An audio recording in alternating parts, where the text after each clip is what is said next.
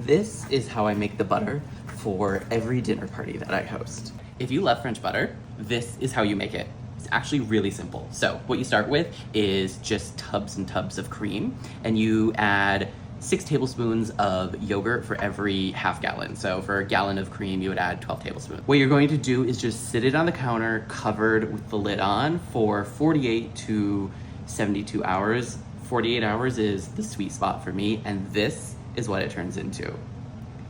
It is like cultured cream. And this cultured cream, you now whip into butter, and you will have the best goddamn butter you will ever have had. So let's do that. You're just gonna put it in a mixer and blend it up. Then you're going to take the butter and pour it through a sieve to get all the buttermilk out.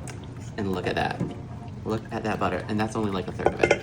So what you wanna do after this is pop it right over in an ice bath that you got ready. See, so simple. And let it cool down. What you want to do is massage all of the buttermilk out of the butter so that it doesn't go rancid. So we're just going to dig in and start squeezing the buttermilk out. Doing this in ice water is a little easier because that way it's not just like all sticky and slimy all over your hands. What's different about this than typical butter that you buy in the United States? In the US, we don't culture butter versus in Europe, especially in France, they culture the cream before they turn it into butter, so it has a lot better flavor. So now we're on to our second wash. You just plop all the butter back in the ice water and start doing the same thing. And you hope that doesn't happen. So if you can see the water, it is pretty clear.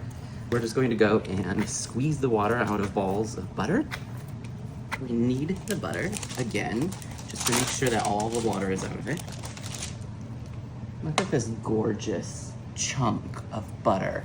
You see when you squeeze it, there's not a lot of water coming out. You can run your fingers through it. Now what we're going to do is salt it. Then you have to knead all that in. I like to do 500 gram balls.